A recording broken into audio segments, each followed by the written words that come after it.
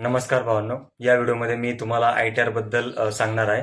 नेमकी जी मिस्टेक मी केली, ऑलमोस्ट मार्केटमध्ये मला 5 वर्ष झाले आणि मी ती ITRची सगळ्यात मोठी मिस्टेक केली आहे. ती मिस्टेक मी तुम्हाला या व्हिडिओमध्ये सांगणार आहे, त्यामुळे व्हिडिओला शेवटपर्यंत नक्की बघा, कारण तुम्हाला व्हिडिओमधून समजेल की तुम्ही ती मिस्टेक करू नका आणि तुम्हाला जो लॉस झालेला असेल ऑप्शन ट्रेडिंगचा असू द्या किंवा इंट्राडे ट्रेडिंगचा असू द्या, त्याचा तुम्हाला फायदा घेता येईल इन फ्युचरमध्ये. त्यामुळे व्हिडिओला शेवटपर्यंत नक्की बघा आणि व्हिडिओ आवडेल तर आपल्या चॅनलला सबस्क्राईब करा, व्हिडिओला लाईक करा आणि आपली ट्रेडिंग जर्नी आपल्या मित्रांपर्यंत शेअर करा. आता मिस्टेक म्हणजे अशी, ऑलमोस्ट मार्केटमध्ये मला 5 वर्ष होत आले आणि स्टार्टिंग पासून मी भरपूर वेळा ऐकलं होतं की ITR फाईल करावा लागतो, ITR फाईल करावा लागतो, पण आपल्याला हे नाही माहिती की ITR फाईल लॉस झाल्यानंतरही करता येतो. तर मी वाट बघत होतो की ज्या वर्षी मी प्रॉफिटेबल होईल. एक्झाम्पल, मला आता वाटतंय कॉन्फिडन्स की मी यावर्षी प्रॉफिटेबल होणार, तर मी या वर्षी ITR फाईल केला आहे, बरोबर. तर मागचे जे 4 वर्ष गेले, ऑलमोस्ट 4 वर्षाचा ITR मी फाईल केलं नाही आणि त्याची मिस्टेक म्हणजे मला अशी झाली की जो माझा मागचा जो 4 वर्ष होता, त्या 4 वर्षाचा जो लॉस आहे तो मला इन फ्युचरमध्ये कॅरी फॉरवर्ड करता येणार नाही, म्हणजे मला त्याचा फायदा घेता येणार नाही. आता ते नेमकं कसं झालं, ITR म्हणजे असं असतं की जेव्हा आपण ITR जेव्हा फाईल करतो त्या वर्षी एक्झाम्पल आपल्याला लॉस झालेला असतो, तर तो लॉस आपण कॅरी फॉरवर्ड करू शकतो 8 वर्षापर्यंत. जो ऑप्शन ट्रेडिंगचा लॉस असतो तो आपण 8 वर्षापर्यंत कॅरी फॉरवर्ड करता येतो. जो इंट्राडेचा लॉस आहे तो 4 वर्षापर्यंत आपण कॅरी फॉरवर्ड करू शकतो. हे मी जस्ट CAशी कॉन्टॅक्ट केला आणि जस्ट मी यावर्षी ITR फाईल केली.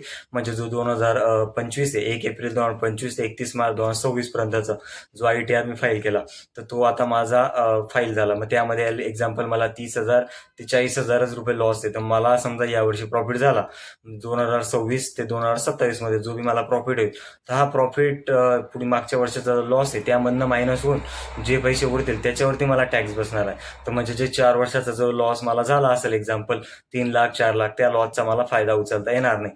तर तीच मिस्टेक तुम्ही करू नका.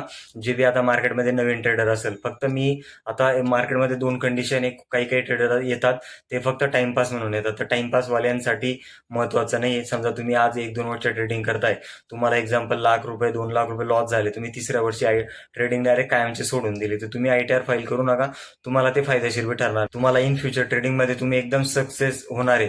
तुम्हाला स्वतःवरती कॉन्फिडन्स आहे किंवा तुम्हाला स्वतःवरती ट्रस्ट आहे की नाही बाबा, मी ट्रेडिंग एकदम फुल टाइम करिअरसाठी आलेलो आहे की मला इन फ्युचर ट्रेडिंगच करायची. तर तुम्ही ट्रेडिंग नक्की ट्राय करा आणि तुम्ही ऑप्शन ट्रेडिंगमध्ये स्टार्टिंगला येऊ नका.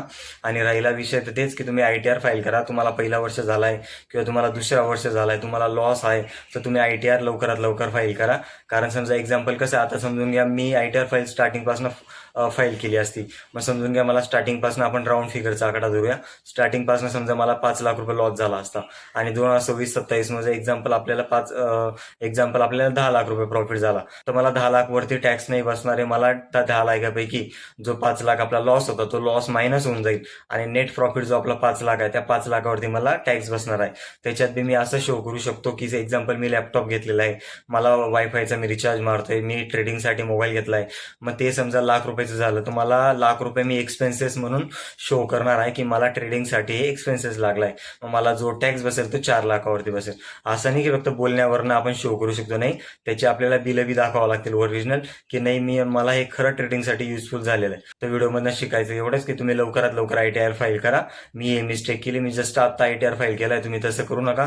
तुम्ही तुमच्या ट्रेडिंगच्या पहिल्या वर्षात आहे, दुसऱ्या वर्षात आहे, तिसऱ्या वर्षात आहे, तुम्ही तुमची ITR फाईल करा. सगळ्यात महत्त्वाचं म्हणजे हे जे बी मी माहिती देत आहे माझ्या 5 वर्षाच्या एक्सपिरियन्सनुसार देत आहे आणि जस्ट मी माझ्या CAशी कॉन्टॅक्ट केला तेव्हा सगळं हे माहिती पडलं, त्याच्यानुसार देत आहे. तुम्ही आता काय करा, तुमच्या जवळचा जो CA असेल त्याच्याशी कॉन्टॅक्ट करूनच तुम्ही बाकीची माहिती घ्या. कारण कसं रूल चेंज होत राहतात. आता हा व्हिडिओ एकदाचा सेव्ह राहील, हा व्हिडिओ इन फ्युचर तुम्ही बघणार आहे, कारण तेव्हा रूल चेंज होत राहील.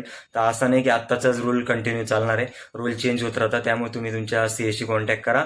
तर बस व्हिडिओमध्ये एवढंच. व्हिडिओ आवडला असेल तर आपल्या चॅनलला सबस्क्राईब करा, व्हिडिओला लाईक करा आणि आपली ट्रेडिंग जर्नी आपल्या मित्रांपर्यंत शेअर करा.